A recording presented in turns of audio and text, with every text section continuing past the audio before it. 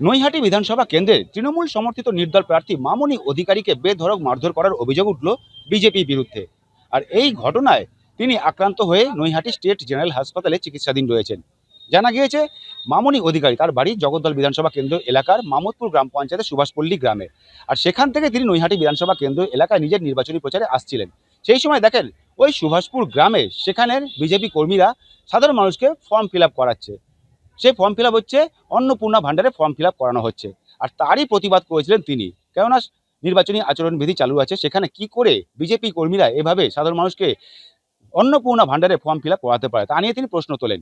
আর এই ঘটনার পরে তাদের মধ্যে প্রথমে বচসা হয়, তারপরে বেধড়ক মারধর করা হয় মামনি অধিকারীকে, এমনটাই কিন্তু অভিযোগ।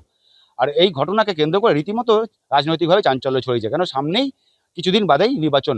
আর সেই নির্বাচনের আগে একজন নির্দল প্রার্থীকে মারধর করার অভিযোগ বিজেপির বিরুদ্ধে।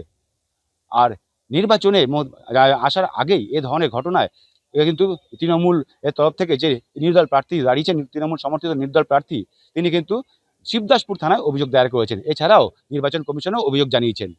আর এই ঘটনায় পুলিশ প্রশাসন এবং নির্বাচন কমিশন কি ব্যবস্থা নেয়, সেটাই এখন দেখার।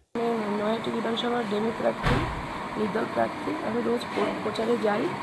আমার পাড়া দিয়ে আমি রোজ হেঁটে যাচ্ছিলাম, তখন দেখি বিজেপির মিথ্যে ফর্ম ফিল আপ করছে 3000 টাকা, যেটা হ্যাঁ অন্নপূর্ণা। তো আমি বললাম যে এটা কিসের ফর্ম, কিসের জন্য ফিল আপ হচ্ছে? এখন তো এই ফর্ম ফিল আপ করা যায় না, এখন কিসের জন্য এইটা ফর্ম ফিল আপ করছে? ওরা এক কথায় দু কথায় আমার সঙ্গে কথা কাটাকাটি করতে করতে ওরা আমাকে ধরে মারধর করলো। কারা কারা মারধর? মধুমিতা পাত্র আর রঞ্জিত ওদের বিশ্বাস, আর শম্ভু আছে, নাম শম্ভু, টাইটেলটা আমি ঠিক জানি না, মনে নেই। আর ওদিকে ভদ্রমহিলা, একজন ভদ্রমহিলা, ওনারও নাম জানি না। আর একজন ছিল দেবুনাকে, ওরা ছিল। কারণটা কি যে আপনাকে মারধর? কারণটা বলতে আমি ওখানে বাধা দিয়েছি, প্রতিবাদ করেছি যে আমি ফর্মটা এখানে কেন এইভাবে তো ফিল আপ করা যায় না, নির্বাচনের আগে কিসের জন্য ফর্মটা ফিল আপ করছো?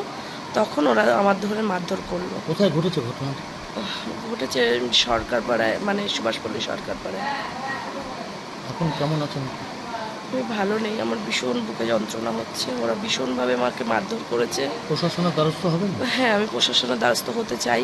কি চাইছে নির্বাচন কমিশন এবং প্রশাসনের কাছে? আমি ওনাদের কাছে চাই যে কেন আমাকে মারধর করলো। আমি তো বেআইনি কিছু বলিনি।